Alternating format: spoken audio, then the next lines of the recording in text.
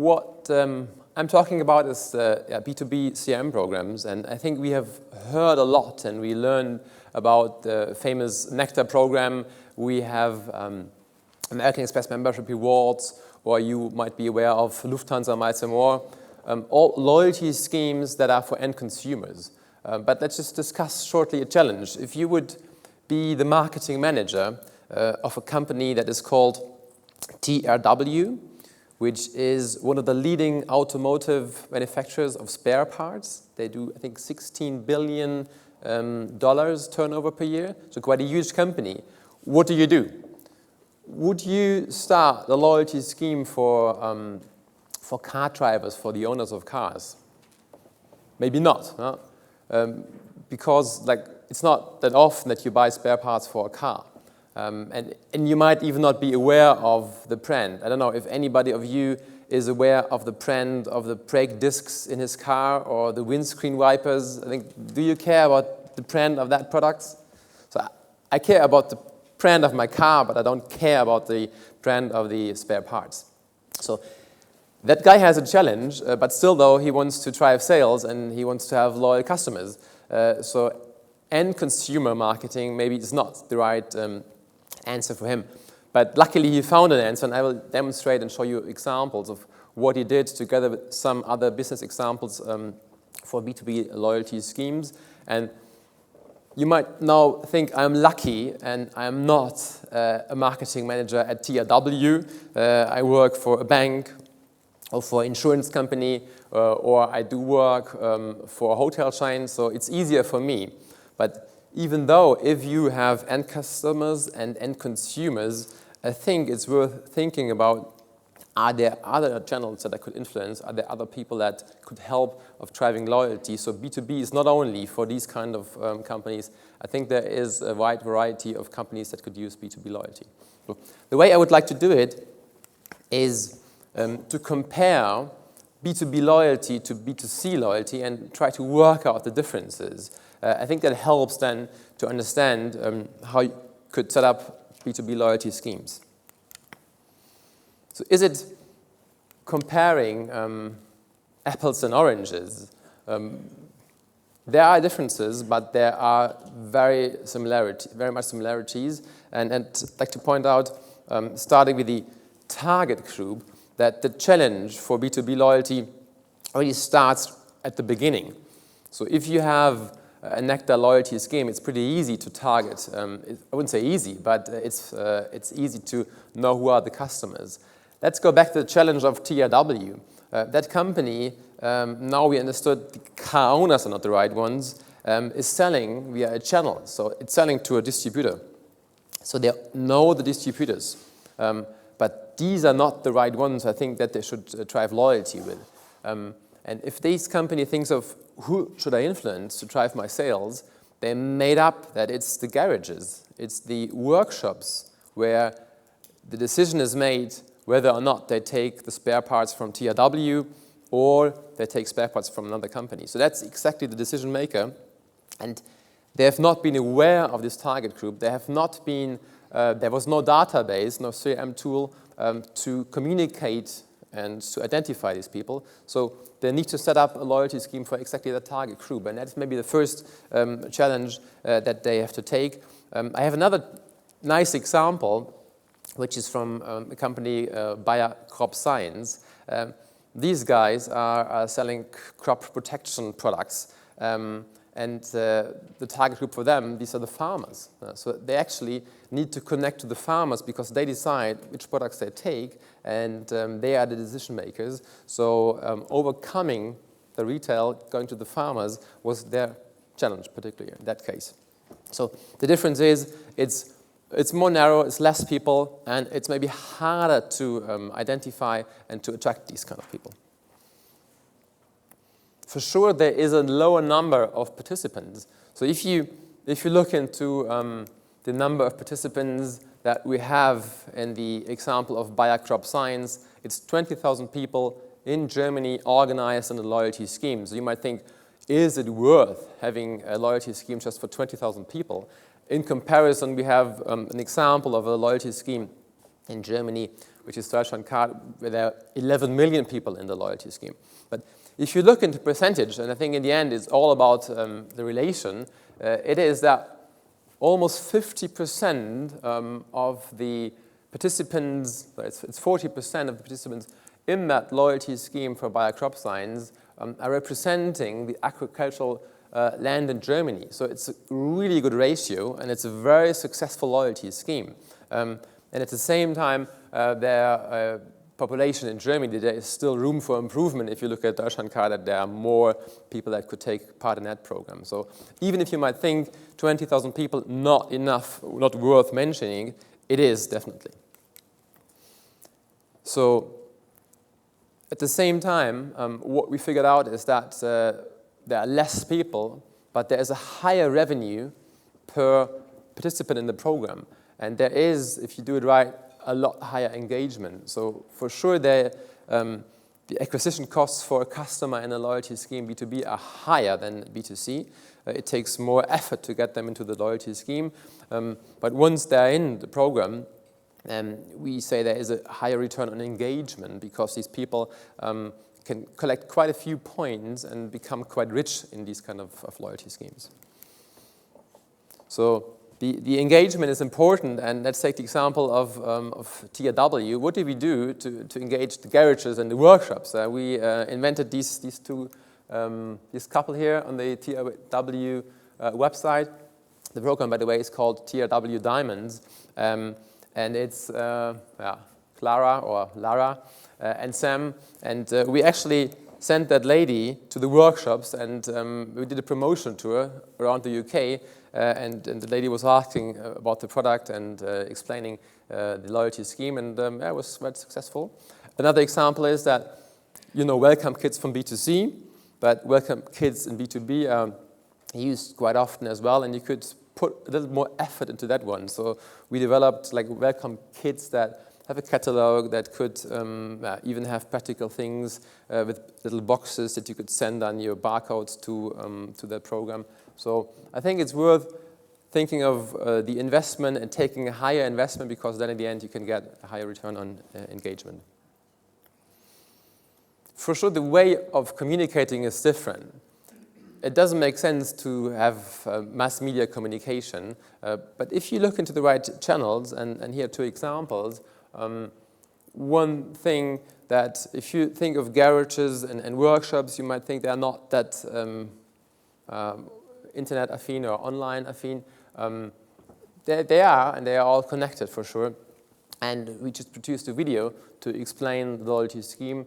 It works similar to what B2C is doing, but one main difference is that there is no card that you could swipe through the cashier.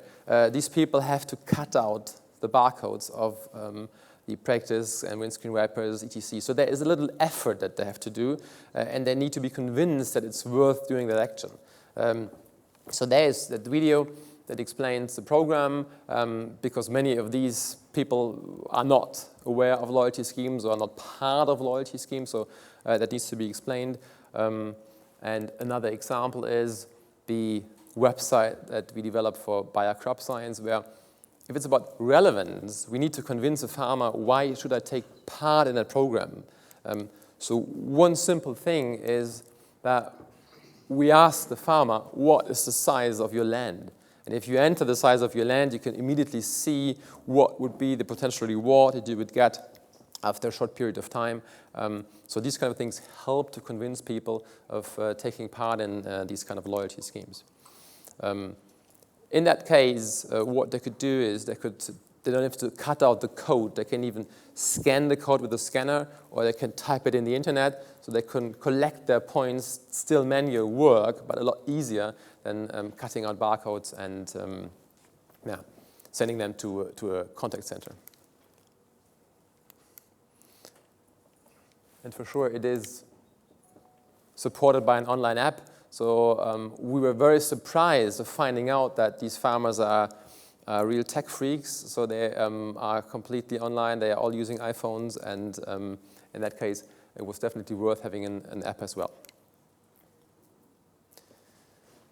If you then compare B2B and B2C, another important example is the importance of word of mouth, because these people know each other more or less. So you better get everything wrong, and dissatisfaction in B2C as well, but especially in B2B could cause, if you have bad experience, yeah, a bad reputation. So it's very important that the program works well, and it helps you even communicating the program, because people will start talking about it, and if farmer A talks to farmer B, it talks to farmer C, it is one of your marketing tools that you could make them connect and talk to each other.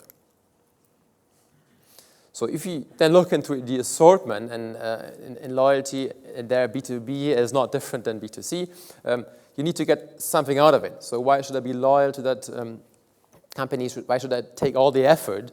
And as I mentioned, in these loyalty schemes, the assortment is quite interesting, because in B2C, the challenge quite often is, how can I get enough points on my account? In B2B, we are talking sometimes of 100, sometimes of 1,000 euros or pounds that people are collecting on one account. So there is quite a lot that they can afford. So one thing is the value of the products, and the other is the assortment in terms of the product selection. And here's a nice example of products that are, for example, in that farmer loyalty scheme. So that one is a crop or corn moisture meter. So a very specific product. I think nobody would redeem for with Nectar or Miles or Lufthansa. But for a farmer, something that he might need, so it is something that we put into the loyalty scheme and into the assortment, and it was quite well redeemed.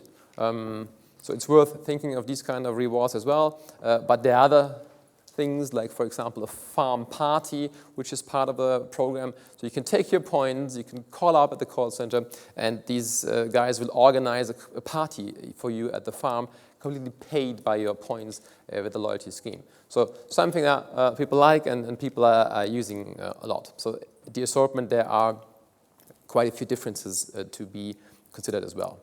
So how can you then achieve within the B2B loyalty scheme loyalty in a similar way than in B2C? A few key success factors that I would like to point out. One is maybe similar to B2C, clear segmentation. So there is a variety of people from the age, from the education for sure. You need to consider who should really be in the program, and how can I talk and communicate with these people. So that is key in the beginning. And you need a good percentage of people in your industry, because it is a niche. It's always a niche industry that you work with. So we've seen the example of the 40% within Bayer. This is quite good. And if you are investing a lot and doing clear segmentation, I think it's possible to come to that 40 or even 50% in your niche, which would be a big success for any company in the industry, I think. A very specific example as well as, for sure, reliable customer service. These people like to communicate quite a lot with you, and they pick up the phone not just for redeeming a reward. There are questions around the products. There might be questions around the way of collecting points. So we learned that their customer service is quite important, and these people need to speak the same language. So in the example of the spare parts producer or the farmer, you should have people that understand these type of customers and that can connect. So it has to be dedicated, well-trained. So that's a second key element. In terms of the communication, for sure, communication always should be efficient and effective. It's totally different in B2B, and there are other channels. So what we found, what is working very well are trade shows, any action that you could take to actively talk to people. There is no mass media. In some cases, it might only be thousands of people that are relevant for you. And if there are just a few people, it's worth thinking of how can I talk to these. So publishing in industry journals, the trade shows, or the company's marketing itself could be very useful. And if you do it efficient and effective, it's not that expensive as it is in B2C.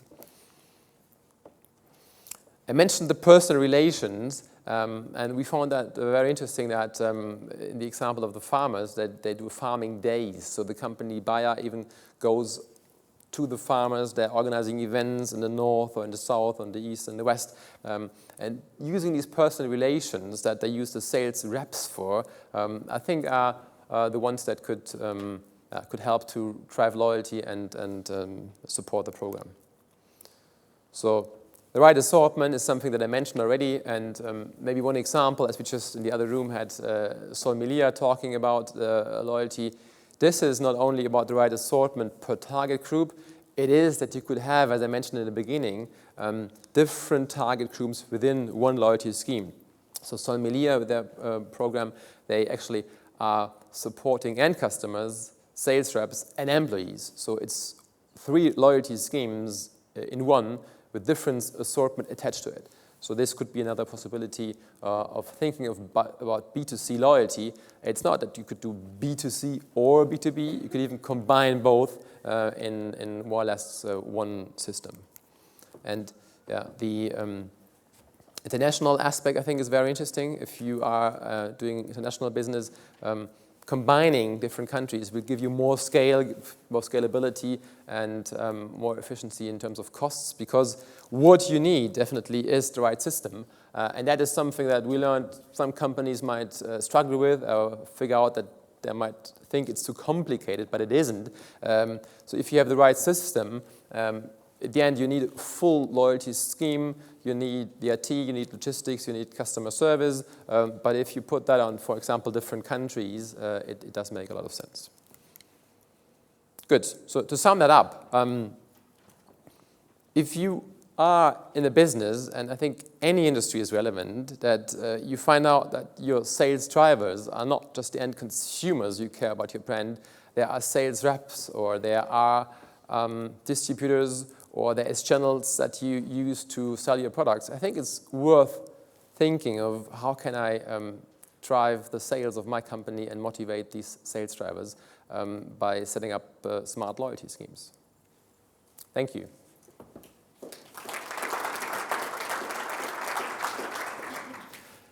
So, is there any questions from the audience?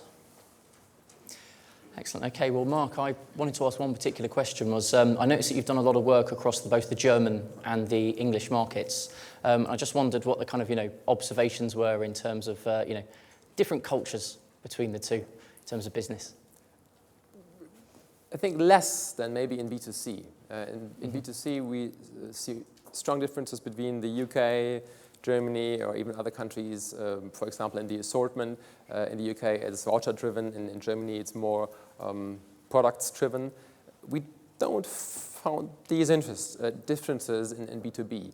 So for the example of TRW, which we operate in 9 countries, it's more or less the same assortment, and the taste and the behavior is not that different. So we could really run it on an international scale. Excellent. Okay, very good answer. All right, well, thanks a lot. And we'll move on to our next speakers.